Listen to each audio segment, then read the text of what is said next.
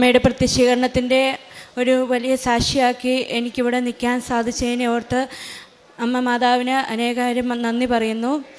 ഒരു വലിയ തകർച്ചയുടെ നടുവിലാണ് ഞാൻ ആദ്യമായിട്ട് ഉടമ്പടി എടുത്തത്. ഞങ്ങൾക്ക് റൂഫിംഗ് മെറ്റീരിയൽസിൻ്റെ കടയായിരുന്നു. അവിടെ പ്രതീക്ഷിക്കാതെ ഒരുപാട് ഒരു കോടിയിലധികം കടബാധ്യതകളിൽ ആയി മാറുകയും ഞങ്ങളുടെ വീടും എല്ലാം നഷ്ടപ്പെടുകയും ഉണ്ടായിരുന്ന സ്വത്തെല്ലാം നഷ്ടപ്പെട്ട് ഒരു വാടക വീട്ടിലേക്ക് മാറേണ്ടി വന്നു. അന്നേരം ഞങ്ങളുടെ വീടിൻ്റെ അടുത്തുള്ള ആൾക്കാർ പറയുന്നുണ്ട്, അമ്പിളി പോയി ഒരു ഉടമ്പടി എടുക്കുക, മാതാവ് സഹായിക്കും. എന്നാൽ ഞാൻ ചെറുപ്പം മുതലേ നന്നായിട്ട് പ്രാർത്ഥിക്കുകയൊക്കെ ചെയ്യുന്ന ആളായിരുന്നു. ഞാൻ പറഞ്ഞു, ഏത് പ്രതിസന്ധിയിലും എൻ്റെ ഈശോ എന്നെ കൈവിടത്തില്ല. ഞാൻ മാതാവിൻ്റെ അടുത്ത് അക്കരെ കൊന്തചൊല്ലി പ്രാർത്ഥിക്കാറുണ്ട്, ഇതെല്ലാം ചെയ്യുന്നുണ്ട്. എൻ്റെ അമ്മ എന്നെ കൈവിടത്തില്ല, എൻ്റെ ഈശോനെ കൈവിടത്തില്ല എന്നുള്ള ഒരു ഉറച്ച വിശ്വാസം എനിക്കുണ്ടായിരുന്നു. എല്ലാം നഷ്ടപ്പെട്ട് ഒരു വാടക വീട്ടിലേക്ക് മാറിയപ്പോഴും അങ്ങനെ മാറുമ്പോൾ ഞങ്ങളുടെ കയ്യിൽ ഒന്നും ഉണ്ടായിരുന്നില്ല. ആകെപ്പാടെ ഞാനൊരു കമ്പ്യൂട്ടർ ടീച്ചറായിട്ട് വർക്ക് ചെയ്യുന്നുണ്ടായിരുന്നു. അതിൻ്റെ സാലറി മാത്രമാണ് ഉണ്ടായിരുന്നത്. അത് വാടക കൊടുക്കാനുള്ള സാലറിയേ ഉള്ളൂ. 6000 രൂപ ആണെന്ന് ഞങ്ങൾക്ക് കിട്ടുന്നത്. അന്നേരം അത് വാടക കൊടുത്തു കഴിഞ്ഞാൽ ഞങ്ങളുടെ ചിലവും കാര്യങ്ങളും എങ്ങനെയാകും എന്നുള്ള ഒരു വലിയ ഒരു അങ്കലാപ്പോടുകൂടിയാണ് ഞങ്ങൾ മാറിയത്. അന്നേരം ഞങ്ങൾക്ക് ഈ റൂഫിംഗ് മെറ്റീരിയലിൽ നിന്ന് കടമായിട്ട് സാധനം വാങ്ങിച്ചുകൊണ്ട് പോയിരുന്ന ആൾക്കാർ ഒരുപാട് പൈസ തരാനുണ്ടായിരുന്നു. ഞാനിപ്പോഴും ഓർക്കും, അവർ ഞങ്ങൾക്ക് ഒന്ന് കൊണ്ടുവന്ന് തന്നാൽ തന്നെ ഞങ്ങളുടെ കടങ്ങൾ വീടുമല്ലോ, എൻ്റെ ഈശോയെ ഞങ്ങളെ കൈവിടല്ലേ എന്ന് ഞാൻ പ്രാർത്ഥിക്കുമായിരുന്നു. അപ്പം ഞങ്ങൾക്ക് ചിലവിന് പോലും പൈസ ഇല്ലാതിരുന്ന ആ സമയത്ത് ഞങ്ങൾക്ക് പൈസ തരാനുള്ളവർ 1000, 2000 ഞങ്ങളുടെ കയ്യിൽ ഒന്നും ഇല്ലാത്ത അവസ്ഥയിൽ ദൈവത്തിൻ്റെ വലിയൊരു കൃപയാണ്. ഞങ്ങൾക്ക് ഇന്നേ വരെ ഞങ്ങൾക്ക് പട്ടിണി കിടക്കേണ്ട ഒരു അവസരം ദൈവം ഒരുക്കിയിട്ടില്ല. മാതാവിൻ്റെ ഞാൻ കൊന്തയിൽ എപ്പോഴും പ്രാർത്ഥിക്കുമായിരുന്നു. ഞാൻ കത്തോലിക്ക വിശ്വാസത്തിലാണ് ജനിച്ച് വളർന്നതെങ്കിലും കല്യാണം കഴിച്ച ഒരു മാർത്തോമാ സഭയിലേക്കാണ്. എന്നാൽ എൻ്റെ ഹസ്ബൻഡ് എല്ലായിടത്തും ഏത് പള്ളിയിൽ പോകണമെന്ന് പറഞ്ഞാലും എന്നെ കൊണ്ടുപോയി എന്നോടൊപ്പം വരികയും പ്രാർത്ഥിക്കുകയൊക്കെ ചെയ്യുമായിരുന്നു. മാതാവ് വലിയ വിശ്വാസമൊന്നുമില്ല, എന്നാലും ദൈവത്തിന് നല്ല വിശ്വാസമുണ്ട്. എന്നെ ഒരു കാര്യത്തിനും മുടക്കിയിട്ടില്ല. അങ്ങനെ ഞങ്ങൾ അങ്ങനെ ഇരിക്കുമ്പോഴാണ് കൊറോണ വരുന്നത്. അന്നേരം സ്കൂളിൽ പോയി പഠിപ്പിക്കാൻ പറ്റുകയില്ലാത്ത അവസ്ഥ വന്നു. അന്നേരം സാലറി അവർ കുറച്ചു 25% കുറച്ച് തരാൻ തുടങ്ങി. 5-6 മാസത്തോളം ഞങ്ങൾക്ക് സാലറി ഇല്ലെന്നായി.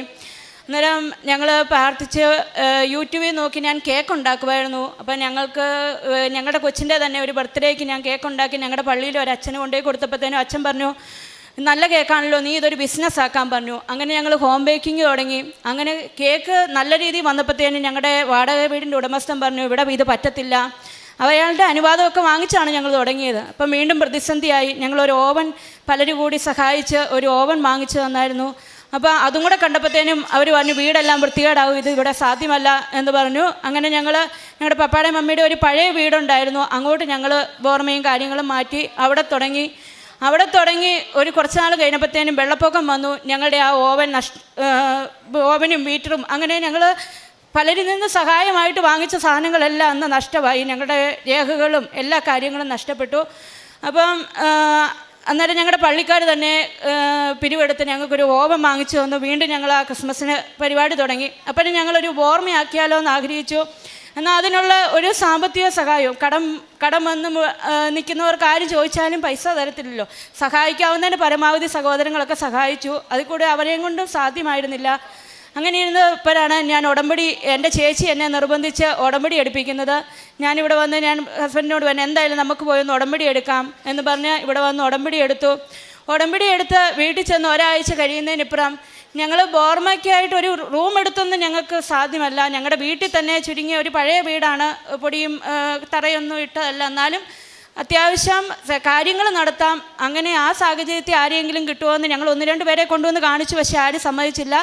ഒരാൾ ഇങ്ങോട്ട് തന്നെ ഞാൻ ഉടമ്പടി എടുത്തു കഴിഞ്ഞപ്പോൾ ഒരാൾ ഇങ്ങോട്ട് വിളിച്ച് അവിടെ ജോലി ഉണ്ടോ എന്ന് ചോദിച്ചു. ഞങ്ങൾ പറഞ്ഞു, വന്ന് കാണ്, ഞങ്ങളുടെ കയ്യിൽ ഓർമ്മയായിട്ടൊന്നുമില്ല, വന്ന് കാണാൻ പറഞ്ഞു. പുള്ളിക്കാരൻ വന്ന് കണ്ട് 2 ആഴ്ച കൊണ്ട് നിങ്ങൾ ശരിയാക്കാൻ പറ്റുന്നത്രേ ശരിയാക്കിക്കോ, ഞാൻ തുടങ്ങിയേക്കാമെന്ന് പറഞ്ഞു. അന്നേരം ഞങ്ങൾക്ക് 1 രൂപ പോലും കയ്യിലെടുക്കാനില്ല. അപ്പം ഞങ്ങൾ ഇതിനു മുമ്പും പൈസ തരാനുള്ള ഒത്തിരി പേരോട് ചോദിച്ചതാണ്. ഞങ്ങൾക്ക് ഒരു കാര്യത്തിൽ സഹായം ലഭിച്ചിരുന്നില്ല. എന്നാൽ ഒരു മനുഷ്യനെ ഞങ്ങൾ വിളിച്ചപ്പം അവർ പറഞ്ഞു, ഞങ്ങൾക്ക് പൈസ തരാനുണ്ടല്ലോ, ഞങ്ങൾ തരാം എന്ന് പറഞ്ഞ് ഞാൻ വന്ന് പണി ചെയ്തു തരാം എന്ന് പറഞ്ഞു. ഇപ്പോൾ കട നിർത്തിയതിൻ്റെ കുറേ പൈപ്പും സാധനങ്ങളും എല്ലാം കിടപ്പുണ്ടായിരുന്നു. അത് വെച്ച് ഞങ്ങൾക്ക് ടേബിളെല്ലാം അടിച്ചു തന്നു. പിന്നെ ഞങ്ങളുടെ പപ്പ തന്നെ ചിട്ടിയായിട്ട് പൈസ തിരിച്ചു തന്നാൽ മതി എന്നും പറഞ്ഞ് ഒരു ഓവൻ വാങ്ങിക്കാനുള്ള ഒരു ഇലക്ട്രോണിക് ഓവൻ വാങ്ങിക്കാനുള്ള പൈസ തന്നു. അത് കഴിഞ്ഞ് പാത്രങ്ങളും എല്ലാം വാങ്ങിക്കാൻ വേണ്ടി ഞങ്ങളിങ്ങനെ അന്നേരം ഞങ്ങളുടെ കയ്യിലെ പൈസ എല്ലാം തീർന്നു. വീണ്ടും പ്രതിസന്ധിയിലായി. എന്നാൽ നമുക്കിവിടെ നിർത്തിയേക്കാം, നമുക്കുള്ളത് കൊണ്ട് പോകാമെന്ന് വെച്ച് വീണ്ടും ഇങ്ങനെ ഒരു രാത്രിയിൽ 12 മണിക്ക് ഇങ്ങനെ പ്രാർത്ഥിച്ചുകൊണ്ട് ഞാൻ പ്രത്യക്ഷീകരണ പ്രാർത്ഥന, ഞങ്ങൾക്ക് ഈ കേക്കിൻ്റെ പരിപാടിയൊക്കെ വേണ്ടി രാത്രിയിലൊക്കെ ചിലപ്പോൾ ഉണ്ടാക്കേണ്ടി വരും. രാവിലെ കൊടുക്കാനുള്ള വർക്കൊക്കെ കൂടുതലുള്ള, ഞങ്ങൾക്ക് വലിയ പ്രാക്ടീസ് ഒന്നുമില്ല. അതുകൊണ്ട് ഞങ്ങൾ രണ്ടും കൂടി ഇരുന്ന് ഇങ്ങനെ ഓരോന്ന് യൂട്യൂബിലൊക്കെ നോക്കിയാണ് ചെയ്യുന്ന ഓരോ വർക്കൊക്കെ വരുമ്പോൾ. അപ്പം ഇങ്ങനെ രാത്രിയിലിരുന്ന് പ്രാർത്ഥിച്ചുകൊണ്ടിരുന്നപ്പോൾ പെട്ടെന്ന് ഒരു അച്ഛൻ, എൻ്റെ ഹസ്ബൻഡിൻ്റെ ഒരു കൂട്ടുകാരനാണ്, ഒരച്ഛൻ ഹസ്ബൻഡിനെ വിളിച്ചു. 12 മണിയായപ്പോൾ ഞങ്ങൾ പ്രത്യക്ഷീകരണ പ്രാർത്ഥന ചൊല്ലിയും ഈ സായാഹ്ന പ്രാർത്ഥനയും ചൊല്ലിയും പ്രാർത്ഥിച്ചുകൊണ്ടിരിക്കുന്നു. ഇനി എങ്ങനെ മുമ്പോട്ട് പോകുന്നോർത്ത് അന്നേരം അച്ഛൻ വിളിച്ചിട്ട് പറഞ്ഞു, എടാ ഞാൻ ഇതിനു മുമ്പ് നിന്നോട് ചോദിച്ചിട്ടുണ്ട്, എൻ്റെ ഈ പ്രാവശ്യത്തെ ദശാംശം നിനക്ക് തരാനാണ് എൻ്റെ മനസ്സിൽ തോന്നിക്കുന്നതെന്ന് പറഞ്ഞു. അപ്പോൾ ഉടനെ ഇതിനു മുമ്പ് ചോദിച്ചപ്പോഴെല്ലാം ഹസ്ബൻഡ് പറഞ്ഞു, ഇത് ഞങ്ങളെക്കാൾ ആവശ്യമുള്ളവർക്ക് കൊടുത്തേക്ക് എന്ന് പറഞ്ഞിരുന്നു, എന്താ ഈ പ്രാവശ്യത്തെ നിനക്ക് തരാനാണ് എൻ്റെ മനസ്സ് പറയുന്നതെന്ന് പറഞ്ഞാൽ അന്നേരം തന്നെ ആ പൈസ അന്നേരം തന്നെ ഞങ്ങളും ഓക്കെ പറഞ്ഞു. ഞങ്ങളും ഒരു പ്രതിസന്ധി പ്രാർത്ഥിച്ചുകൊണ്ടിരിക്കുമായിരുന്നു എന്ന് പറഞ്ഞു. ആ 12 മണിക്ക് തന്നെ, രാത്രി 12 മണിക്ക് തന്നെ ആ അക്കൗണ്ടിൽ ഞങ്ങൾ പൈസ കയറിയും പിറ്റേ ദിവസം പോയി ഞങ്ങൾ സാധനങ്ങൾ എടുത്തു. അങ്ങനെ മാതാവിൻ്റെ വലിയ കൃപയിൽ ഞങ്ങൾ ആ ബോർമസ് ആരംഭിച്ചു. അത് കഴിഞ്ഞ് അങ്ങനെ വലിയ കുഴപ്പമില്ലാതെ അത്യാവശ്യം കാര്യങ്ങൾ, ഞങ്ങളുടെ വീട്ടു ചെലവ് കാര്യങ്ങളൊക്കെ നടന്നുകൊണ്ടിരുന്നപ്പോഴാണ് വീണ്ടും ഒരു വെള്ളപ്പൊക്കം പോലെ വന്നത്. ആറിൻ്റെ തീരത്തായതുകൊണ്ട് പെട്ടെന്ന് വെള്ളം കയറും. അപ്പോൾ പെട്ടെന്ന് ഞങ്ങൾക്ക് ഷിഫ്റ്റ് ചെയ്യേണ്ടി വന്നു, വേറൊരു റൂം എടുത്ത് അങ്ങോട്ട്. ഇനി ഓവനൊക്കെ പോയാൽ ഇനി ഇത് ആദ്യമേ മുതൽ ഉണ്ടാക്കുക വളരെ പ്രയാസമാണല്ലോ എന്ന് വിചാരിച്ച് ഞങ്ങൾ വീണ്ടും ഷിഫ്റ്റ് ചെയ്യേണ്ടി വന്നപ്പോൾ വീണ്ടും ഞങ്ങൾക്ക് അതിനകത്തും കടബാധ്യതയായി. പെട്ടെന്ന് പ്രതീക്ഷിക്കാത്ത പൈസ ഇറക്കേണ്ടി വന്നപ്പോഴത്തേനും. അപ്പോൾ അങ്ങനെ ഇരിക്കുമ്പോഴാണ് ഞാനിവിടെ വീണ്ടും അച്ഛൻ്റെ അടുത്ത് വന്നത്. അച്ഛനെ കാണാനായിട്ട് ഒരു മാർഗ്ഗവും ഇല്ലാതിരുന്നപ്പോഴാണ് ഇവിടെ പല രേഖകൾ വേണമെന്ന് പറഞ്ഞു. അന്നേരം ഞങ്ങൾ ഹസ്ബൻഡ് പറഞ്ഞു, എന്തായാലും അച്ഛനെ കണ്ടേച്ചേ പോകുന്നുള്ളൂ. ഞാൻ പോയി ഞങ്ങളുടെ റൂഫിംഗ് മെറ്റീരിയലിൻ്റെ പേരിൽ ഒരു 3 ചെക്ക് കേസ് ഉണ്ടായിരുന്നു. പൈസയും കടബാധ്യതകളും അങ്ങനെ തന്നെ നിൽക്കുകയാണ്. ഞങ്ങളുടെ വീടൊക്കെ നഷ്ടപ്പെട്ടെങ്കിലും ഒരു കടബാധ്യത പോലും മാറിയിട്ടില്ല. കടബാധ്യതകളെല്ലാം അതുപോലെ നിൽക്കുകയായിരുന്നു. അപ്പോൾ ആ ചെക്ക് കേസിൻ്റെ പേപ്പർ ഫോണിലുണ്ടായിരുന്നു. അത് പോയി എടുത്തുകൊണ്ട് വന്നു. അച്ഛനെ കണ്ടു. അച്ഛൻ പറഞ്ഞു, പ്രാർത്ഥിച്ചേച്ച് നിങ്ങൾക്ക് എന്തെങ്കിലും വിൽക്കാനോ വീടോ വല്ലോ സ്ഥലമോ വല്ലോ ഉണ്ടോ എന്ന് ചോദിച്ചു. ഞങ്ങൾ പറഞ്ഞില്ല, ഒന്നുമില്ല. ഇപ്പോൾ തുടങ്ങിയിരിക്കുന്ന ബോർമയും ഞങ്ങൾ നഷ്ടത്തിലേക്ക് പോവുകയാണ്. എന്ത് ചെയ്താലും ഒരു ഉയർച്ച ഞങ്ങൾ കാണുന്നില്ല. എന്നാലും ഞങ്ങളെ ഇതുവരെ കർത്താവ് കൈവിട്ടിട്ടില്ല. ഓരോ കാര്യങ്ങളും തിരിഞ്ഞു നോക്കുമ്പോൾ ഞങ്ങളുടെ കാര്യങ്ങളെല്ലാം ക്രമമായിട്ട് അത്ഭുതകരമായിട്ട് നടന്നുകൊണ്ടിരുന്നു. അതൊരു വലിയ അനുഭവമാണ് എൻ്റെ. തിരിഞ്ഞു നോക്കുമ്പം കർത്താവിൻ്റെ ഒരു വലിയ കടബാധ്യതകൾ ഇങ്ങനെ മുമ്പിൽ നിന്നാലും കർത്താവിൻ്റെ ഒരു വലിയ കരബലം എനിക്ക് ബലമായിട്ട് എപ്പോഴും ഉണ്ടായിരുന്നു. ഓരോ കാര്യത്തിലും, ഒരു ചെറിയ ഡ്രസ്സിൻ്റെ കാര്യത്തിൽ പോലും അത് ഞാൻ വളരെ അനുഭവിച്ചിട്ടുണ്ട്. അങ്ങനെ അച്ഛൻ പറഞ്ഞു, 6 മാസം കഴിഞ്ഞ് 6 മുതൽ 8 മാസം കഴിയുമ്പോഴത്തേനും ഒരു മാറ്റം കാണും, നീ പേടിക്കൊന്നും വേണ്ട എന്ന് പറഞ്ഞ് ഞങ്ങളെ വിട്ടു.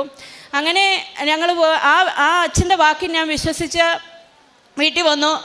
ഒരു കേസ് തള്ളിപ്പോയി. ഞങ്ങൾ പൈസ കൊടുത്തിരുന്നു. അത് ഞങ്ങളുടെ കയ്യിൽ രേഖയൊന്നുമില്ലായിരുന്നു. വേറൊരാൾ ഞങ്ങൾ പൈസ കൊടുക്കാനുണ്ടെന്ന് പറഞ്ഞ് ബഹളം വെച്ചപ്പം ഞങ്ങൾ വെറുതെ ഞങ്ങളുടെ ഫോണിൽ പഴയ ബാങ്ക് അക്കൗണ്ട് ഇങ്ങനെ നോക്കിയപ്പോഴത്തേനും പൈസ അടച്ച രേഖകളെല്ലാം ആ ഫോണിൽ കിടക്കുന്നു. അങ്ങനെ അത് കാണിച്ച് ഞങ്ങൾക്ക് അതിനകത്ത് വിജയിക്കാൻ പറ്റി. പിന്നെ വേറൊരു കേസ് വിധിയാകുമെന്ന് വന്നപ്പോഴും ഞങ്ങൾ ആൾക്കാരെ കൊണ്ട് ജാമ്യത്തിനൊക്കെ ചെന്നപ്പം ഞാനിങ്ങനെ പോകുമ്പോഴെല്ലാം ഞാനിങ്ങനെ പ്രത്യക്ഷീകരണ പ്രാർത്ഥന ചൊല്ലി മാതാവിനോട് പ്രാർത്ഥിച്ചുകൊണ്ടിരിക്കും. അവിടെ ചെന്നപ്പം ആ കോടതി ആ കേസ് തള്ളിക്കളഞ്ഞു. ഇതിവിടെ എടുക്കത്തില്ല, ഇത് മറ്റു കോടതിയിലാണെന്നും പറഞ്ഞ് അങ്ങനെ ആ കേസ് ഇപ്പോഴും പോകുന്നുണ്ട്. പക്ഷേ ഞങ്ങൾക്ക് അനുകൂലമാണോ പ്രതികൂലമാണോ എന്നൊന്നും ആയിട്ടില്ല. അതിങ്ങനെ ഒഴുകി പൊയ്ക്കൊണ്ടിരിക്കുന്നു. അതുപോലെ അങ്ങനെ ഇരുന്നപ്പോഴാണ് ഒരിക്കലും ചിന്തിക്കാത്ത ഒരു ചിന്ത അതിനുശേഷം എൻ്റെ മനസ്സിലേക്ക് വന്നു തുടങ്ങി. ഒരു വിദേശത്ത് പോകുന്നതിനെപ്പറ്റി ഞാൻ ഇന്നേവരെ ചിന്തിച്ചിട്ടില്ല. അതുകൊണ്ട് എനിക്ക് അതിനുള്ള യോഗ്യത, ഒരു BCom പഠിച്ചു, കമ്പ്യൂട്ടർ TTC പഠിച്ചു. അതുകൊണ്ട് ഞാൻ ഇങ്ങനെ വിദേശത്ത് പോകും. അങ്ങനെ ഒരു ചിന്ത എൻ്റെ മനസ്സിൽ വന്നു തുടങ്ങി. ഞാൻ ജർമ്മനിക്ക് പോകണോ, ചേച്ചി ജർമ്മനിയിലുണ്ട്, ജർമ്മൻ ലാംഗ്വേജ് പഠിച്ചു പോയാലോ, അല്ലെ എങ്ങനെ പോകും, ഏത് ജോലിക്ക് പോകും, ഒരു നേഴ്സിങ്ങോ അങ്ങനെയുള്ള ഒന്നും എൻ്റെ കയ്യിലില്ല, ഒരു വിദ്യാഭ്യാസം എൻ്റെ കയ്യിലില്ല. അങ്ങനെ ഇരിക്കുമ്പോൾ ഞാൻ ഇങ്ങനെ ഇരുന്നപ്പോഴത്തേനും വീണ്ടും എൻ്റെ മനസ്സിൽ വിദേശത്ത് പോകണം എന്ന് തന്നെ ചിന്ത തുടങ്ങി. അന്നേരമാണ് എൻ്റെ ചേച്ചി പറയുന്നത്, എടി ഇസ്രയേലിൽ കെയർടേക്കറായിട്ട് പോകാൻ പറ്റും, നല്ല സാലറിയാണ്. അങ്ങനെ ഞാൻ അതിനെപ്പറ്റി പ്ലാൻ ചെയ്ത് അന്വേഷിച്ചപ്പോൾ മൊത്തം ഒരു 16.5 ലക്ഷം രൂപയോളം കടമാവും. ഒരു തുണി വാങ്ങിക്കണമെങ്കിൽ പോലും ഞാൻ ആരുടെ നിന്നെങ്കിലും കടം വാങ്ങിക്കണം. അങ്ങനെ എങ്ങനെ പോകും? ഈ 16 ലക്ഷം രൂപ എവിടെ നിന്ന് ആരോട് ചോദിച്ചുണ്ടാക്കുമെന്നുള്ള ചിന്തയിൽ വീണ്ടും അത് തള്ളിക്കളഞ്ഞ് ഇതൊന്നും നടക്കുന്ന കാര്യമല്ല, നീ വേറെ വല്ലതും പറയാൻ പറഞ്ഞ് ഞാൻ ചേച്ചിയെ നിരുത്സാഹപ്പെടുത്തി. അതുവരെ വീണ്ടും പക്ഷെ പ്രാർത്ഥിക്കുമ്പോഴെല്ലാം എൻ്റെ മനസ്സിൽ ഇങ്ങനെ ഇസ്രയേലിൽ പോകണം, ഇങ്ങനെ വിദേശത്തേക്ക് പോകണം എന്നുള്ള ചിന്ത വന്നു. അങ്ങനെ ഞാൻ വീണ്ടും ചേച്ചിയോട് സംസാരിച്ചു. അന്നേരം പറഞ്ഞു, എൻ്റെ വേറൊരു ചേച്ചി പറഞ്ഞു, ജർമ്മനിയിലുള്ള ചേച്ചി പറഞ്ഞു, എടി ഞാൻ 2 ലക്ഷം രൂപ നിനക്ക് ഞാൻ തരാം, നീ എന്തായാലും ഉടമ്പടി എടുത്ത് പ്രാർത്ഥിക്കുന്നുണ്ടല്ലോ, നീ മാതാവിനെ വിശ്വസിച്ച് ഈ 2 ലക്ഷം രൂപയും കൊണ്ട് നീ ഇറങ്ങിത്തിരിക്കുക, ബാക്കി കാര്യങ്ങളെല്ലാം മാതാവ് നോക്കിക്കോളൂ എന്ന് പറഞ്ഞു. ഞാൻ ആ പൈസയും വാങ്ങിച്ച് 1 ലക്ഷം രൂപ ഏജൻസിക്ക് അടച്ച് 30,000 രൂപ ക്ലാസ്സിനും കൊടുത്ത് ക്ലാസ്സിന് പോയി. ബോംബെയിലാണ് ക്ലാസ്സിന് പോയി തിരിച്ചു വന്നപ്പോഴും പൈസയ്ക്ക് യാതൊരു ചോദിച്ച് മമ്മിയുടെ കസിൻസിനോടൊക്കെ ചോദിച്ചു. അവരെല്ലാം തരാം നോക്കട്ടെ എന്നൊക്കെ പറഞ്ഞെങ്കിലും എല്ലാവരും വീണ്ടും അവസാനമായപ്പോൾ തന്നെ ഞങ്ങളുടെ കയ്യിൽ ഉണ്ടാകത്തില്ല, മറ്റുള്ളവർക്ക് കൊടുക്കണം, അങ്ങനെയുള്ള കാര്യങ്ങളൊക്കെ പറഞ്ഞ് ഒഴിഞ്ഞു മാറി. ചേച്ചിമാരാണേലും തരാമെന്ന് പറഞ്ഞവർക്ക് അത്രയൊന്നും ഉണ്ടാകാൻ പറ്റത്തില്ല എന്നുള്ള വീണ്ടും എനിക്ക് നിരാശയായി. വീണ്ടും ഞാൻ ഓർത്ത്, എൻ്റെ മാതാവ് ഞാൻ ഓരോ ചുവട് വെച്ചപ്പോഴും ഈ കാശുരൂപവും പിടിച്ച് എണ്ണയും തേച്ച് എൻ്റെ പേരുകളെല്ലാം തിരുത്തിയപ്പോഴും പാസ്പോർട്ട് എടുത്തപ്പോഴും എല്ലാം ഞാൻ മാതാവിനെ വളർത്തി, ഇതിനൊരു തടസ്സമുണ്ടെങ്കിൽ നീ എന്നെ മുമ്പോട്ട് കൊണ്ടുപോകല്ലേ, കടത്തിന് മേൽ കടവാക്കി എന്നെ വെക്കരുതെന്ന് പ്രാർത്ഥിച്ചാണ് ഞാൻ തുടങ്ങിയത്. എന്നാൽ എനിക്കറിയത്തില്ല, മത്താശി വന്നു, അവിടുത്തെ എംപ്ലോയറിൻ്റെ ജോബ് ഓർഡർ വന്നപ്പോഴത്തേനും പൈസ കൊടുക്കണമെന്ന് പറഞ്ഞു. എൻ്റെ ബാങ്ക് ബാലൻസ് ആകെപ്പാടി 250 രൂപയാണ്. ഉടനെ ഞാൻ ചേച്ചിമാരെ എല്ലാം വിളിച്ചു, എനിക്ക് തരാമെന്ന് പറഞ്ഞവരെ എല്ലാം വിളിച്ചു. എനിക്ക് പൈസ അടച്ചേ പറ്റുള്ളൂ, മത്താശി വരുമ്പം പൈസ കൊടുക്കണമെന്നാണ് പറഞ്ഞിരിക്കുന്നതെന്ന് പറഞ്ഞു. വീണ്ടും ചേച്ചിമാർ പറഞ്ഞു, എടീ പണയം വെച്ചാലും ഇത്രയൊക്കെ ആകത്തുള്ളൂ, ഇനി എവിടെ നിന്നുണ്ടാകും. അങ്ങനെ ഇരിക്കുമ്പോൾ ഞാൻ വീണ്ടും എൻ്റെ വേറെ ഒരു നാത്തൂനോട് ചോദിച്ചു. ആദ്യമേയൊക്കെ ഉണ്ടാകത്തില്ല എന്ന് പറഞ്ഞെങ്കിലും പിന്നെ അതെല്ലാം സംഭവിച്ച് എങ്ങനെയോ അത്ഭുതകരം അവർ അഡ്രസ്സെല്ലാം അയച്ചു തന്നപ്പോഴത്തേനും എൻ്റെ അക്കൗണ്ടിൽ അവർക്ക് കൊടുക്കാനുള്ള പൈസ, എനിക്കറിയത്തില്ല ഇപ്പോഴും അതെങ്ങനെ, ഭയങ്കര അത്ഭുതമായിട്ടാണ് എനിക്ക് തോന്നുന്നത്. എൻ്റെ ബാങ്കിൽ ഓരോ ദിവസം ഓരോ അഡ്രസ്സ് അയച്ചു തരും അവർ, ഇന്ന ഏജൻസിക്ക് അയക്കാൻ. അങ്ങനെ ആ അയച്ചു തരുന്നതിന് മുമ്പേ അവർക്ക് അയക്കാനുള്ള പൈസ എനിക്ക് ഓരോരുത്തർ തന്നുകൊണ്ടിരുന്നു. അങ്ങനെ ഇതുവരെയും എന്നെ മാതാവ് നടത്തി. അങ്ങനെ ഞങ്ങൾ അതിനുശേഷം വിസ വരാൻ 28 ദിവസം വരെ എടുക്കുമെന്ന് പറഞ്ഞു. 28 ദിവസമായിട്ട് എൻ്റെ വിസ വന്നില്ല. ഈ പൈസ മുഴുവൻ അടച്ചതാണ്. എനിക്ക് ആകെപ്പാടെ ടെൻഷനായി. ഓരോരുത്തർ ചോദിക്കാൻ തുടങ്ങി, വിശ്വസിക്കാവുന്ന ഏജൻസിയാണോ? അന്നേരം വീണ്ടും എനിക്ക് ടെൻഷനായി. പിന്നെ ഞാൻ പാസ്പോർട്ട് എടുത്ത് മാതാവിൻ്റെ എണ്ണയും തേച്ച് 4 മൂലയ്ക്കും ഉപ്പിട്ട് വിശ്വാസപ്രമാണം ചൊല്ലി പ്രത്യക്ഷീകരണ പ്രാർത്ഥനയും ചൊല്ലി ഞാൻ കരഞ്ഞ് പ്രാർത്ഥിച്ചു. എൻ്റെ മാതാവ് എന്നെ വീണ്ടും കടത്തിലേക്ക് ആക്കരുത്, എനിക്ക് ഇത് സഹിക്കാൻ പറ്റുന്നതിനപ്പുറമാണെന്ന് പറഞ്ഞ് പ്രാർത്ഥിച്ചു. അപ്പം വീണ്ടും അങ്ങനെ പ്രാർത്ഥിച്ച് വെച്ച് ഞാൻ കുറച്ച് വൈകുന്നേരം ആയപ്പോഴത്തേനും എൻ്റെ ഏജൻസി വിളിച്ചു, ഇതേണ്ട മത്താശി വിസ വന്നിട്ടുണ്ട്, ഓൺലൈൻ വിസ വന്നിട്ടുണ്ട്, ഉടനെ ബോംബെക്ക് കയറിക്കോളാൻ പറഞ്ഞു. അങ്ങനെ ഞങ്ങൾ വീണ്ടും എനിക്ക് ബോംബെക്ക് പോകണമെങ്കിൽ പൈസ വേണം, അതും എനിക്ക് അറേഞ്ച് ഓരോരുത്തർ തന്നു. അങ്ങനെ ഞാൻ ബോംബെ ചെന്നു. പെട്ടെന്ന് തന്നെ ഓരോ പ്രാവശ്യവും പ്രാർത്ഥിച്ച് എനിക്ക് പെട്ടെന്ന്, ഞാൻ പഠിച്ചുകൊണ്ടാണ് പോയത്, ഒത്തിരി പൈസ ഇല്ലാത്തതുകൊണ്ട് ഒത്തിരി ദിവസം എന്നെ ബോംബെ നിർത്തല്ലേ എന്ന് പറഞ്ഞ് പഠിച്ചുകൊണ്ടാണ് പോയത്. അവിടെ ചെന്ന് ആൻസറെല്ലാം പറഞ്ഞ് ഏൽപ്പിച്ചവേ പെട്ടെന്ന് സബ്മിഷൻ വെച്ചു. മെഡിക്കൽ പാസ്സായി, ഇൻ്റർവ്യൂ എല്ലാം പാസ്സായി. പോകാനായിട്ട് ഒരുങ്ങിയിരുന്നപ്പം എൻ്റെ മാത്രം പാസ്പോർട്ട് റിലീസായില്ല. ബാക്കി എൻ്റെ കൂട്ടത്തിൽ ഉണ്ടായിരുന്നവരെയും എല്ലാം ഏറ്റവും ആദ്യമേ എൻ്റെ റൂമിലുണ്ടായിരുന്ന ഏറ്റവും ആദ്യമേ ഇൻ്റർവ്യൂ പാസ്സായത് ഞാനാണ്. പക്ഷേ അവരുടെ എല്ലാം ഡേറ്റ് വന്ന് അവർ ഇൻ്റർവ്യൂ പാസ്സായിട്ട് എൻ്റെ പാസ്പോർട്ട് റിലീസായില്ല. വീണ്ടും ഞാൻ പ്രതിസന്ധിയിലായി. ഞാൻ പ്രാർത്ഥിച്ചു. ഓരോ ജപമാല ചെല്ലുമ്പോഴും ഓരോ കൊന്തയ്ക്കും സ്വർഗസ്നേഹിതാവ് ചെല്ലുന്നതിനൊപ്പം ഞാൻ പ്രത്യക്ഷീകരണ പ്രാർത്ഥന ചൊല്ലി. അവിടെ ഞങ്ങളുടെ ബോംബെയിലൊരു പള്ളി ഉണ്ടായിരുന്നു, നിത്യാരാധന ചാപ്പൽ, അവിടെ പോയി നിന്ന് കരഞ്ഞ് പ്രാർത്ഥിച്ചു. അങ്ങനെ 4-ആം പൊക്കം 6-ആം പൊക്കം എന്നോട് പറഞ്ഞു സൂം മീറ്റിംഗ് വേണമെന്ന് പറഞ്ഞു. ഞാൻ എക്സ്പീരിയൻസ് സർട്ടിഫിക്കറ്റ് കൊടുത്തിരുന്ന ഓൾഡ് ഏജ് ഹോമിൽ എന്തോ അവർക്ക് ഡൗട്ട് തോന്നിയിട്ട് സൂം മീറ്റിംഗ് വേണമെന്ന് പറഞ്ഞു. അപ്പോൾ സൂം മീറ്റിങ്ങിന് വേണ്ടി ഡേറ്റിന് വേണ്ടി പിന്നെ പ്രാർത്ഥിക്കാൻ തുടങ്ങി. അങ്ങനെ ഒരാഴ്ച കഴിഞ്ഞു, രണ്ടാഴ്ച കഴിഞ്ഞപ്പോഴാണ് പിന്നെ എനിക്ക് സൂം മീറ്റിംഗ് കിട്ടുന്നത്. അന്നത്തേനും എൻ്റെ കൂട്ടത്തിലുണ്ടായിരുന്നവരെല്ലാം പാസ്സായി, എൻ്റെ കൂട്ടത്തിൽ പോയവരും എല്ലാം ഇസ്രയേലിന് പോയി കയറി. അപ്പോൾ എനിക്ക് ആകെപ്പാടെ സങ്കടമായി. എൻ്റെ മാതാവേ, ഞാൻ സാക്ഷ്യം പറഞ്ഞുകൊള്ളാം എന്ന് പറഞ്ഞിട്ടാണ് ഞാൻ പോകുന്നത്, ഞാൻ ഇവിടെ വന്ന് സാക്ഷ്യം പറഞ്ഞേച്ചേ പോകുള്ളൂ എന്ന് പറഞ്ഞു. എന്നെ നാണം കെടുത്തി തിരിച്ചയക്കല്ലേ എന്നായി എൻ്റെ പ്രാർത്ഥന. ഞാൻ പറഞ്ഞു, എനിക്കിനി നാണം കെട്ട് എനിക്ക് തിരിച്ചു പോകാൻ പറ്റത്തില്ല, വീട്ടിൽ ചെന്നാൽ എനിക്ക് ജോലിയില്ല, അങ്ങനെയുള്ളൊരു അവസ്ഥയിലേക്ക് എന്നെ തിരിച്ചയക്കില്ലേ എന്ന് പറഞ്ഞ് കരഞ്ഞ് പ്രാർത്ഥിച്ചു. അങ്ങനെ കരഞ്ഞ് പ്രാർത്ഥിച്ച് തളർന്ന് ഇങ്ങനെ വീഴുന്ന പോലെ തോന്നുമ്പോൾ പെട്ടെന്ന് മാതാവിൻ്റെ തോളയിലോട്ട് വീഴുന്ന പോലെ എനിക്ക് തോന്നി. മാതാവ് പറഞ്ഞു, ഭയപ്പെടേണ്ട, ഞാൻ കൂടെയുണ്ടെന്ന് പറയുന്ന പോലെ എനിക്ക് തോന്നി. അപ്പോൾ ഞാൻ പെട്ടെന്ന് കണ്ണുനീരൊക്കെ തുടച്ചു. അതിൻ്റെ കൂട്ടത്തിൽ എൻ്റെ റൂമിലുള്ളവരൊക്കെ പറയും, ഒത്തിരി പ്രാർത്ഥിക്കുന്നവർക്ക് ഒത്തിരി പരീക്ഷണങ്ങളാണ്. അപ്പം ഞാൻ ഓർത്ത് എൻ്റെ ദൈവമേ എൻ്റെ പ്രാർത്ഥന കൂടിയിട്ടാണോ, എന്നാൽ ഇനി പ്രാർത്ഥന കുറച്ചേക്കാം. അപ്പോൾ പെട്ടെന്ന് എൻ്റെ മനസ്സിൽ വന്നു, ഇതിനു മുമ്പ് ഞാൻ ക്ലാസ്സിന് പോയപ്പോൾ ഒരു കൊച്ചിതുപോലെ പ്രാർത്ഥിക്കുമായിരുന്നു, അതിൻ്റെ സർട്ടിഫിക്കറ്റിൽ എന്തോ തടസ്സം വന്ന് അത് തിരിച്ചു പോയതൊക്കെ എൻ്റെ മനസ്സിൽ കൂടെ ഇങ്ങനെ പോകുമോ, എൻ്റെ മാതാവേ എനിക്ക് അങ്ങനെ ഒരു അവസ്ഥ വരുമോ. അങ്ങനെ ഒരു അവസ്ഥയിൽ ഞാൻ ആകെപ്പാടെ തകർന്ന് പിന്നെ ഞാൻ എൻ്റെ മമ്മിയെ വിളിക്കുമ്പോൾ മമ്മി പറയടി വചനം എഴുതി പ്രാർത്ഥിക്കുക. ഞാൻ മനുഷ്യർക്ക് അസാധ്യമായത് ദൈവത്തിന് സാധ്യമല്ല എന്നുള്ളത് 1000 പേരെ എഴുതാമെന്ന് വിചാരിച്ച് എഴുതി തുടങ്ങി. എല്ലാവരും ഇരുന്ന് ചിരിച്ച് കളിച്ചിരിക്കുമ്പോഴും ഞാൻ കൊന്തയും ചെല്ലും ബൈബിളും വായിക്കും. ഈശോയെ എൻ്റെ പ്രാർത്ഥന കൂടിയിട്ടാണ്. അവരും പറയുന്നു പ്രാർത്ഥിക്കുന്നവരെ ഒത്തിരി പരീക്ഷിക്കുമെന്ന്. അങ്ങനെ ഞാൻ എന്നിട്ടും അവിടെ ഇരുന്ന് വചനം എഴുതി ഒരു 600 വരെയൊക്കെ ഞാൻ എഴുതി. അന്നത്തേനും എനിക്ക് സൂം മീറ്റിങ്ങിനുള്ള ഡേറ്റ് കിട്ടി. അത് കഴിഞ്ഞ് സൂം മീറ്റിംഗ് കഴിഞ്ഞും എൻ്റെ പാസ്പോർട്ട് റിലീസാകുന്നില്ല. പിറ്റേ ദിവസം എല്ലാവരുടെയും റിലീസാകുന്നതാണ്. ഇത് അന്ന് കഴിഞ്ഞു, പിറ്റേ ദിവസം കഴിഞ്ഞു, പിന്നെ സാറ്റർഡേ സൺഡേ മൺഡേ വരെ ഹോളിഡേ ആണ്. അപ്പോൾ ഞാൻ ഇനി എന്ത് ചെയ്യും, ഇനിയും പാസ്പോർട്ട് റിലീസാകാതെ ഇനിയും ലേറ്റ് ആകുമല്ലോ എന്ന് ഓർത്തു. പിന്നെ ഞാൻ ഏജൻറ്റിനെ വിളിച്ചു പറഞ്ഞു ഞാൻ എന്നാൽ വീട്ടിൽ പോകും, എന്തായാലും ഇനിയും ലേറ്റ് ആവില്ല, മൺഡേ ഒക്കെ താമസമല്ലേ, ഇത് റിലീസായി കഴിഞ്ഞാൽ ഞാൻ തിരിച്ചു വരാം, എനിക്കിവിടെ വന്ന് സാക്ഷ്യം പറയണമെന്നുണ്ടായിരുന്നു. അപ്പം ഞാൻ മാതാവിനോട് ഒരു ചെറിയ പിണക്കമൊക്കെ ആയി. ഞാൻ മാതാവിനോട് പറഞ്ഞു ഞാൻ ഇങ്ങനെ സംസാരിക്കും എല്ലാ കാര്യങ്ങളും എനിക്ക് പറയാൻ, എനിക്ക് എൻ്റെ അമ്മ ഈശോ അല്ലാതെ ആരുമില്ല എൻ്റെ സങ്കടം പറയാൻ. അങ്ങനെ ഓരോ കാര്യങ്ങളും പറയുന്നതിൻ്റെ കൊടുത്ത് ഞാൻ പറഞ്ഞു ഇനി ഞാൻ മാതാവിനോട് പറഞ്ഞിട്ടാണ് ഓരോ കാര്യങ്ങളും ചെയ്തത്. ഇനി ഇതിനകത്ത് എന്തെങ്കിലും മാറ്റമുണ്ടെങ്കിൽ അത് മാതാവ് നോക്കിക്കോണം. ഞാൻ ഇനി കൊന്തയെല്ലാനൊക്കെ എനിക്കങ്ങ് എന്തോ പ്രാർത്ഥിക്കുന്നുണ്ട്, എൻ്റെ അമ്മ എന്നെ രക്ഷിക്കണേ എന്ന് പറയുന്നുണ്ട്, എൻ്റെ ഈശോയെ കാത്തോണേ കരുണയായിരിക്കണേ എന്ന് പ്രാർത്ഥിക്കുന്നു. പക്ഷേ ജപമാലയൊന്നും ചെല്ലാനായിട്ട് എനിക്ക് പറ്റുന്നില്ലായിരുന്നു. കൊന്തയെടുത്ത് പിടിക്കും, അതിങ്ങനെ കൈ പിടിച്ചുകൊണ്ട് നടക്കും, വേറെ ചിന്തകളാണ്. അങ്ങനെ എന്നാലും ദൈവത്തിലുള്ള വിശ്വാസം നഷ്ടപ്പെടുകയല്ല, ഇങ്ങനെ രക്ഷിക്കണേന്ന് പറയുന്നു, കൊന്തയെല്ലാൻ എനിക്ക് പറ്റുന്നില്ല. അങ്ങനെ ഇരിക്കുമ്പോൾ പെട്ടെന്ന് അച്ഛൻ്റെ ഒരു ടോക്ക് കേൾക്കും. ഈ ഉടമ്പടിയിലിരിക്കുമ്പോൾ നമുക്ക് ഒത്തിരി പ്രതിസന്ധികളുണ്ടാകും, നമ്മൾ വിശ്വാസം തകരാതെ പ്രാർത്ഥിക്കണം. അങ്ങനെ ഈ അച്ഛൻ്റെ ടോക്ക് ഓരോ ടോക്ക് കേൾക്കുമ്പോഴും നമ്മളോട് സംസാരിക്കുന്ന പോലെ തോന്നാറുണ്ട് എനിക്ക്. എൻ്റെ അനുഭവത്തിൽ ഒരു വിഷമത്തിലിരിക്കുമ്പോൾ അതെനിക്ക് വേണ്ടി പറഞ്ഞതെന്ന് തോന്നാറുണ്ട് എനിക്ക്. അങ്ങനെ മാതാവിനോട് വീണ്ടും ഞാൻ പ്രാർത്ഥിക്കാൻ തുടങ്ങി. എൻ്റെ മാതാവ് എന്നെ കൈവിടല്ലേ, ഞാൻ നിന്നോടല്ലാതെ ആരോടാ പിണങ്ങുകയൊക്കെ ചെയ്യുന്നേ, നമ്മളെപ്പോഴും സംസാരിക്കുന്നതല്ലേ, നീ എനിക്ക് വീണ്ടും എൻ്റെ വിസ എനിക്ക് റിലീസാക്കി തരണമെന്ന് പ്രാർത്ഥിച്ചു. അന്ന് വൈകിട്ടായപ്പോഴത്തേനും ഞാൻ ഫോണിലൊന്നും നോക്കുന്നില്ലായിരുന്നു. കാരണം എന്തിനാ നോക്കുന്നത്, മൺഡേ അവധിയാണ്, ഇനി എന്തായാലും ട്യൂസ്ഡേ കാര്യങ്ങൾ നടക്കത്തുള്ളൂ, വിസ വന്നാലും വരുള്ളൂ. അങ്ങനെ വൈകിട്ട് ഞാൻ ചുമ്മാ നോക്കിയപ്പോൾ എൻ്റെ പാസ്പോർട്ടിൽ വിസ അടിച്ച് എനിക്ക് ഫോട്ടോ ഇട്ട് തന്നു. അതിന് മുമ്പ് ഈ മാതാവിനോട് പ്രാർത്ഥിക്കുമ്പോഴെല്ലാം മാതാവ് ഇങ്ങനെ തുറന്നു പിടിച്ചിട്ടുണ്ട്, എൻ്റെ പാസ്പോർട്ടിനകത്ത് വിസ അടിച്ച് എന്നെ കാണിക്കുന്നുണ്ട്. പക്ഷെ എന്നാലും ഈ ഇങ്ങനെ വേദന, ഈ കടബാധ്യതകളുടെ മുകളിൽ വീണ്ടും കടവാകുമോ എന്നുള്ളൊരു ടെൻഷനുള്ളിൽ കിടക്കുന്നതുകൊണ്ട് പ്രാർത്ഥിക്കുന്നുണ്ടെങ്കിലും എൻ്റെ മനസ്സിൽ ഭയങ്കര ആദിയുണ്ടായിരുന്നു. അപ്പോൾ അത് കണ്ടപ്പം ഞാൻ വീണ്ടും മാതാവിനോട് നന്ദി പറഞ്ഞു. ഞാൻ പറഞ്ഞു മാതാവ് എന്നോട് ക്ഷമിക്കണം, ഞാൻ ഇച്ചിരി പിണങ്ങി, എന്നാലും എന്നോട് ക്ഷമിക്കണേ എന്ന് പറഞ്ഞു.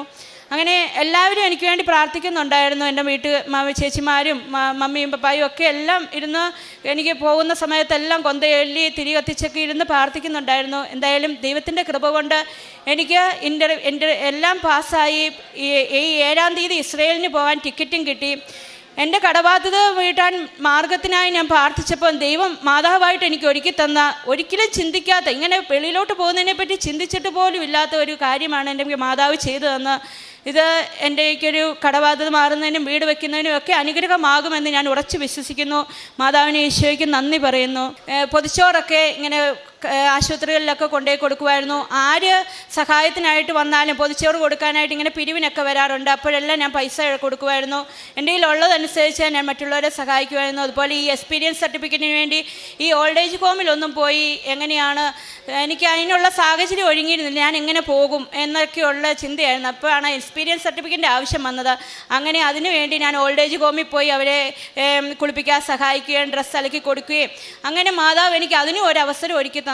പിന്നെ ഞാൻ ഇവിടുന്ന് പത്രം വാങ്ങിച്ചുകൊണ്ട് പോകുമ്പോൾ ആദ്യമേ എനിക്ക് ചമ്മലായിരുന്നു ഈ പത്രം കൊണ്ട് നടന്ന് കൊടുക്കാൻ. പിന്നെ രണ്ടാമത്തെ പ്രാവശ്യം ആയപ്പോഴത്തേനും എനിക്ക് ഭയങ്കര ഉത്സാഹമായിരുന്നു. ഞാൻ വിശ്വാസ പ്രമാണം ചൊല്ലി പ്രാർത്ഥിച്ചുകൊണ്ട് ഞാൻ നടക്കുന്ന വഴിയിൽ ആരെയൊക്കെ കാണുന്നു, ഓട്ടോയെ കയറിയാൽ ഓട്ടോക്കാർക്ക്, അവർ ഏത് ജാതിക്കാരൊന്നും ഞാൻ ഹിന്ദു ആണെങ്കിൽ ആർക്കാണേലും ഞാൻ പ്രാർത്ഥിച്ചങ്ങ് കൊടുക്കും. എൻ്റെ മനസ്സിൽ എൻ്റെ അടുത്ത് വന്നിരിക്കുന്ന ഒരു ബസ്സേ കയറുമ്പോൾ എൻ്റെ അടുത്ത് കൊടുക്കണമെന്ന് മനസ്സിൽ തോന്നി അന്നേരം ഞാൻ എടുത്ത് കൊടുക്കും. ഇത് കൃപാസനത്തിലെ പത്രമാണെന്ന് പറഞ്ഞാൽ അങ്ങനെ യാതൊരു മടിയില്ലാതെ ഞാൻ പത്രം കൊടുക്കുമായിരുന്നു. പിന്നെ എൻ്റെ വ്യക്തിപരമായ ജീവിതത്തിൽ ഒത്തിരി വിശ്വാസത്തിൽ അടിയുറച്ച് നിൽക്കുവാനായിട്ട്, അതുപോലെ എൻ്റെ കുഞ്ഞുങ്ങൾ 2 ആൺപിള്ളേരാണ്, അവർ ഭയങ്കര കുരുത്തക്കേടാണ്. എല്ലാവരും പറയും ഇവരുടെയൊക്കെ കാലും കയ്യും ഒക്കെ ഓടി അവിടെ കയറൽ ഇവിടെ കയറി. പക്ഷേ ഞാൻ രാവിലെ ഈ മാതാവിൻ്റെ പ്രാർത്ഥനയും ചൊല്ലി കുരിശ് വരച്ചാൽ എനിക്കൊരു ഭയങ്കര ബലമാണ്. പിന്നെ ഞാൻ അങ്ങനെ പിള്ളേരെ ശ്രദ്ധിക്കത്തില്ല, അവർ ഓടുകയോ കളിക്കുകയോ, അവർക്കൊരു ആപത്തും വരുകയില്ലെന്നുള്ള ഒരു ഉറച്ച വിശ്വാസം, സ്കൂളിൽ പോയാലും അങ്ങനെയുള്ള ഒരു ഉറച്ച വിശ്വാസം എനിക്കുണ്ടായിരുന്നു. അങ്ങനെ കുഞ്ഞുങ്ങളുടെ കാര്യത്തിലാണേലും എന്തെങ്കിലും ഒരു രോഗം വരുമ്പോഴേ ഞാൻ പെട്ടെന്ന് പിള്ളേരും പറഞ്ഞു തുടങ്ങി, അമ്മേ മാതാവിൻ്റെ തേൻ താ, അങ്ങനെ ഒക്കെ ആയിരുന്നു കാര്യങ്ങൾ. അതുപോലെ എൻ്റെ ഈ കയ്യിൽ ഇവിടെ ഒരു മുഴയുണ്ടായിരുന്നു. അത് എന്നും പ്രത്യക്ഷീകരണ പ്രാർത്ഥന ചൊല്ലി കഴിഞ്ഞ് പ്രാർത്ഥിച്ച് ഈ എണ്ണ തേച്ച് പ്രാർത്ഥിച്ചതിൻ്റെ ഫലമായി ആ മുഴ ഇപ്പം മാറി. എപ്പോഴാണ് പോയതെന്ന് എനിക്കറിയത്തില്ല. അതുപോലെ കിടന്നേച്ചൊക്കെ എഴുന്നേൽക്കുമ്പോൾ ഉപ്പൂറ്റി നിലത്ത് കുത്താൻ മേലാത്ത പോലെ വേദനയുണ്ടായിരുന്നു. അത് ഈ മാതാവിൻ്റെ എണ്ണ തേച്ച് അതും ഇതുപോലെ ഒരു ദിവസം ഇങ്ങനെ എണീറ്റ് നടക്കുമ്പോൾ വേദനയില്ല. അങ്ങനെ ഒത്തിരി ഒത്തിരി അനുഭവത്തിലൂടെ എന്നെ മാതാവ് നയിച്ചു. അമ്മ മാതാവിനും ഈശോയ്ക്കും 1000 നന്ദി. ഈ ഒരു ഉടമ്പടി സാക്ഷ്യത്തിൽ ഉടമ്പടിയിലേക്ക് കടന്നു വരുന്നവരിൽ നല്ലൊരു ശതമാനം പേരും ഈ ജീവിതത്തിൽ പ്രാർത്ഥന ഉള്ളവർ തന്നെയാണ്. അത് ഒരു പക്ഷേ നമ്മൾ ആദ്യം ചിന്തിക്കുമ്പം ഉടമ്പടി ഒരാളുടെ ജീവിതത്തിൽ പ്രാർത്ഥനയ്ക്കും ദൈവാനുഭവങ്ങൾക്കും ജീവൻ നൽകുന്നു എന്നുള്ളതാണ്. അതിലേറ്റവും പ്രധാനപ്പെട്ട ഉടമ്പടിയിലേക്ക് കടന്നു വരുന്ന ഓരോ വ്യക്തിയും മനസ്സിലാക്കേണ്ടത്, ഇവിടെ പ്രാർത്ഥന ഇല്ലാത്ത ഒരു സമൂഹമല്ല ഇത്. ഒരു പക്ഷേ ഒരുപാട് പ്രാർത്ഥിക്കുന്ന സമർപ്പിതരും പുരോഹിതരും വചനപ്രഘോഷകരും ഒരുപാട് ജീവിതത്തിൽ പ്രാർത്ഥനയോട് ചേർന്ന് നിൽക്കുന്ന ഒരുപാട് പേര്, ഇവിടെ ഉടമ്പടി എടുത്ത് പ്രാർത്ഥിക്കുന്ന ഒരുപാട് പേരുണ്ട്. അതിൻ്റെയൊക്കെ സാക്ഷ്യങ്ങൾ കേൾക്കുമ്പോൾ നിങ്ങൾക്ക് വ്യക്തമായിട്ട് മനസ്സിലാവുന്നുണ്ട്. ഇവിടെ വിഷയം ഒരാളുടെ ജീവിതത്തിൽ പ്രാർത്ഥനയുണ്ട്, ഉണ്ടാകുന്നു, ഉടമ്പടിയിലൂടെ ഉണ്ടാകുന്നു എന്നുള്ളതല്ല. അതിനേക്കാളും അപ്പുറം പരിശുദ്ധ അമ്മയുടെ ഈ ആലയത്തിലെ പ്രത്യക്ഷീകരണമാണ് ഒരു പ്രധാനപ്പെട്ട വിഷയമായിട്ട് വരുന്നത്. അപ്പം ഒരാൾ അത് പ്രാർത്ഥനയിൽ സീറോയിൽ ഒന്നും ഈശോനെക്കുറിച്ച് മാതാവിനെക്കുറിച്ച് അറിയാത്തവരാണെങ്കിലും ഒരുപാട് അറിഞ്ഞ് ഒരു പക്ഷേ അതിനെ പ്രഘോഷിക്കുന്നവരാണെങ്കിലും ഈ ഒരു ഉടമ്പടിയിലേക്ക് കടന്നു വരുമ്പോൾ ഇതിൻ്റെ ഒരു ഫോക്കസും ഒരു ഫോക്കൽ പോയിൻറ്റും പർപ്പസും എന്നത് അമ്മ മാതാവിൻ്റെ ഈ പ്രത്യക്ഷീകരണത്തിൽ നിങ്ങൾക്ക് വിശ്വാസമുണ്ടോ എന്നുള്ള ഒരു ചോദ്യത്തിനാണ് നിങ്ങൾ അനുഭവം വെച്ചിട്ട് ഉത്തരം പറയുന്നത്. അതിൻ്റെ ഫലമായിട്ട് ഒരു പക്ഷേ സീറോ ഫെയ്ത്തിൽ നിൽക്കുന്നവർ വലിയ വിശ്വാസത്തിലേക്ക് കടന്നു വരും. അല്ലെങ്കിൽ ഫെയ്ത്തിൻ്റെ വ്യത്യസ്തങ്ങളായ അളവുകളിൽ നിൽക്കുന്നവർ കൂടുതൽ തീക്ഷ്ണതയുള്ളവരായിട്ട് മാറും, കൂടുതൽ ആഴമുള്ളവരായിട്ട് മാറും. അതാണ് നിങ്ങൾ സാക്ഷ്യങ്ങൾ പരിശോധിക്കുമ്പോൾ നമുക്കത് വ്യക്തമാകുന്നത്. അതിന് പരിശുദ്ധ അമ്മ ശക്തമായിട്ട് സഹായിക്കും. കാരണം ഈ അൾത്താരയിൽ ഒരു വ്യക്തി, അത് ഏത് ജാതിയാണെങ്കിലും ഏത് മതത്തിൽ നിന്നുള്ളവരാണെങ്കിലും ഏത് പ്രായത്തിൽ നിന്നുള്ളവരാണെങ്കിലും ഏത് വിശ്വാസത്തിൻ്റെ വ്യത്യസ്ത അളവിൽ നിൽക്കുന്നവരാണെങ്കിലും ഇവിടെ പരിശുദ്ധ അമ്മ കൊണ്ടുവന്നിരുന്നത് മാതാവിന് പ്രത്യേകമായിട്ട് ഇടപെടുവാനായിട്ട് സാധ്യതയുള്ളവർ, അല്ലെങ്കിൽ പരിശുദ്ധം പ്രത്യേകം ക്ഷണിക്കുന്നവരാണ്. അപ്പോൾ അതിനൊരു സാഹചര്യം, ഒരു കാരണമാണ്. ഇപ്പോൾ ഈ മകളുടെ സാക്ഷ്യത്തിൽ അതൊരു കടവുമായിട്ട് ബന്ധപ്പെട്ടൊരു സാഹചര്യമാണ്. എങ്ങനെ വീട്ടണമെന്നറിയാൻ പറ്റാത്ത ഒരു വലിയൊരു കടക്കണി, എങ്ങനെ സോൾവ് ചെയ്യണമെന്നറിയാത്ത ഒരു പ്രശ്നം, അതിന് ഒരു ഉത്തരം തേടിപ്പോകുമ്പോഴേക്കും ഈ പ്രാർത്ഥനകൾക്ക് പരിശുദ്ധ അമ്മ നൽകുന്ന വലിയൊരു ഉത്തരം ഒരു വ്യക്തിയിലൂടെ, ഒരു വ്യക്തി പറയുന്നു, ഉടമ്പടി എടുത്ത ഒരു പക്ഷെ അമ്മ നിന്നെ സഹായിക്കും. ഉടമ്പടി എടുക്കുന്നു. ഉടമ്പടി എടുത്തു തൊട്ടുള്ള ഇന്ന് വരെയുള്ള യാത്ര വളരെ വ്യക്തമായിട്ട് ഈ മകൾ സാക്ഷ്യം പറയുന്നുണ്ട്. അത് നിങ്ങൾ വിശ്വാസത്തോടെ കേൾക്കുമ്പോൾ തന്നെ മനസ്സിലാവും എന്തുകൊണ്ടാണ് പരിശുദ്ധ അമ്മയെ ഒരു വ്യക്തി ഇങ്ങോട്ട് വിളിച്ചതെന്ന്.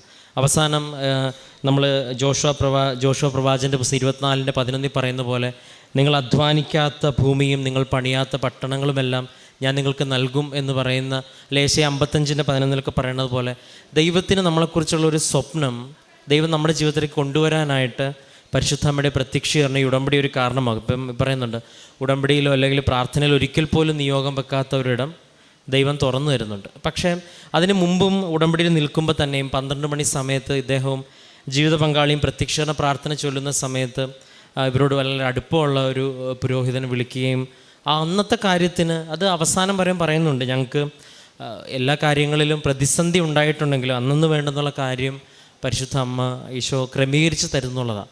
അതായത് പണ്ട് ഒരു ഉടമ്പടി ആരാധന അച്ഛൻ എസെക്കിൽ പ്രവാചകൻ്റെ പുസ്തകത്തിൽ ഒരു വചനം എടുത്ത് പറയുന്നുണ്ട്, ജീവിക്കുക, വയലിലെ ചെടി പോലെ വളരുക. അപ്പം ജീവിക്കുക, മുന്നോട്ട് പോകാനുള്ളൊരു ദൈവിക സാന്നിധ്യം ദൈവം നൽകും. അതിനുശേഷം നമ്മൾ മുന്നോട്ടാണ് പോകുന്നതെങ്കിൽ പിന്നീടുള്ള ഒരു ജീവിതത്തിൽ ദൈവം നമ്മളെ ലിഫ്റ്റ് ചെയ്യുമെന്നുള്ള ഒരു പ്രത്യാശയുടെ ഒരു ഉടമ്പടി ആരാധനയുണ്ട്. അതുകൊണ്ടാണ് ഇപ്പം ഈ മകൾ സാക്ഷ്യം പറയുമ്പോൾ പലപ്പോഴും ഉടമ്പടി ആരാധനയെക്കുറിച്ച് റെഫറൻസ് ഉണ്ട്. അതുകൊണ്ടാണ് ഈ ആരാധന പ്രധാനപ്പെട്ടതാണെന്ന് പറയുന്നത്. ഇവിടെ ആരാധന കാണുന്നതുകൊണ്ട് ഇവിടെ ഒരു വ്യൂവേഴ്സിന് പൈസ കിട്ടും അങ്ങനത്തെ ഒന്നുമല്ല. കിട്ടണത് ഒരാളുടെ ദൈവികമായ അനുഭവത്തിന് ഒരു ക്ലാരിറ്റി ഉണ്ടാവും. വാട്ട് ഈസ് നെക്സ്റ്റ് എന്ന ഉടമ്പടിയിൽ നിൽക്കുന്ന ഒരു സമയത്ത് ഈ ആരാധന സഹായിക്കുമെന്നുള്ള മകൾ പറയുന്നുണ്ട്. എനിക്ക് വേണ്ടി അച്ഛൻ സംസാരിക്കുന്ന പോലെ ഇതിപ്പോൾ ഒരു സാക്ഷ്യത്തില്ല, നിങ്ങൾ സാക്ഷ്യം കേൾക്കുമ്പം മനസ്സിലാവും. കാരണം ഇതൊരു പുതിയ പ്രാർത്ഥനാ രീതിയാണ്. ഇതിലുള്ളതെല്ലാം ദൈവികമായിട്ടുള്ള പലതാണെങ്കിലും അപ്പോൾ ഈ പ്രാർത്ഥന രീതികൾക്ക് ഒരു ഫോക്കസ് ഉണ്ട്, ഒരു പാർട്ടുണ്ട്, ഒരു പാത്തുണ്ട്. അപ്പോൾ അത് ക്ലാരിറ്റി കിട്ടുമ്പം ആരാധനയിൽ നിന്ന് പിന്നീട് സാക്ഷ്യത്തിൽ നിന്ന് അപ്പോൾ ഇത് രണ്ടും ഈ വ്യക്തി കാണുന്നുണ്ട്. അപ്പം എങ്ങനെ മുന്നോട്ട് പോകണമെന്നുണ്ട്. അപ്പം ദൈവം തന്നെ പറയുന്നുണ്ട്, തിരിഞ്ഞു നോക്കുമ്പം മാതാവുമായിട്ട് പിണങ്ങുന്നുണ്ട്, പക്ഷെ ഉടമ്പടി കൈവിടുന്നില്ല. നമുക്ക് വിശ്വാസത്തിൽ കുറവ് വരാം, അല്ലെങ്കിൽ ഒരു പ്രതിസന്ധി വരാം, പക്ഷേ ഉടമ്പടി കൈവിടാതെ മുന്നോട്ട് പോകുന്നു. അല്ലെ മാതാവ് തന്നെ കാരുണ്യ പ്രവർത്തനം ചെയ്യാനുള്ള സാഹചര്യം. അപ്പോൾ ഇതെല്ലാം ഇങ്ങനെ തിരിഞ്ഞിന്ന് വായിക്കുമ്പോൾ റോമ 8:24 വായിക്കുന്ന പോലെ എല്ലാം നന്മയ്ക്കായിട്ട് പരിണമിക്കുന്നു, സാഹചര്യങ്ങൾ ഒരുക്കുന്നു, ഒരിക്കലും മനസ്സിൽ കരുതാത്ത ഒരിടത്തേക്ക് കാര്യങ്ങൾ ക്രമീകരിക്കപ്പെടുന്നു പ്രാർത്ഥന. അപ്പം ഇത് ഒരു ജീവിതത്തിൻ്റെ ഉടമ്പടിയുടെ ഒരു സാക്ഷ്യത്തിൻ്റെ ഒരു പ്രത്യേകതയാണ്. ഉടമ്പടി എടുത്ത ആ ദിവസം തൊട്ട് ഈ സാക്ഷ്യം പറയുന്ന നിമിഷം വരെ നിങ്ങൾ വിശ്വാസത്തിൽ തിരിഞ്ഞു നോക്കുമ്പോൾ അതിനോടൊപ്പം ഒരാൾ പരിശുദ്ധ അമ്മ സഞ്ചരിച്ചു എന്ന് വ്യക്തമായിട്ട് അനുഭവിക്കുന്ന ഒരു സാക്ഷ്യങ്ങളാണ്. അതാണ് ഇവിടെ ഓരോ വ്യക്തികളും പറയുന്നത്. അപ്പം അതുകൊണ്ട് ഉടമ്പടിയിലേക്ക് കടന്നു വരുന്നവരൊക്കെയും പ്രാർത്ഥനയിലും വിശ്വാസത്തിലും വളരുന്നു, പരിശുദ്ധമ്മയുടെ സാന്നിധ്യത്തിൽ വളരുന്നു. അതിനേക്കാളും അപ്പുറം ദൈവത്തിനൊരു പദ്ധതി ഉണ്ടെന്നുള്ള വലിയൊരു ബോധ്യം, അത് പരിശുദ്ധ അമ്മയുടെ പ്രത്യക്ഷീകരണത്തിൻ്റെ കൃപാവര പദ്ധതിയുമായിട്ട് ചേർന്ന് നിൽക്കുവാനുള്ള ഭാഗ്യം കൂടി ലഭിച്ചു എന്ന് നമുക്ക് മനസ്സിലാക്കാം. ഈ ഒരു സാക്ഷ്യം നമ്മളെല്ലാവരെയും സഹായിക്കട്ടെ എന്ന് പ്രാർത്ഥിക്കുന്നു. നമുക്ക് കരങ്ങളടിച്ച് ദൈവത്തിൻ്റെ നാമം മഹത്വപ്പെടുത്താം. അത്യപൂർവ ദൈവാനുഭവങ്ങൾ ഇനി നിങ്ങൾക്കും സ്വന്തം. ഈ യൂട്യൂബ് ചാനൽ ഇതുവരെ സബ്സ്ക്രൈബ് ചെയ്തിട്ടില്ലെങ്കിൽ ഇപ്പോൾ തന്നെ സബ്സ്ക്രൈബ് ചെയ്യുക. ഈ വീഡിയോ ഇപ്പോൾ തന്നെ നിങ്ങളുടെ സുഹൃത്തുക്കൾക്ക് ഷെയർ ചെയ്തുകൊണ്ട് കർത്താവിൻ്റെ പ്രേക്ഷിതരാകുക.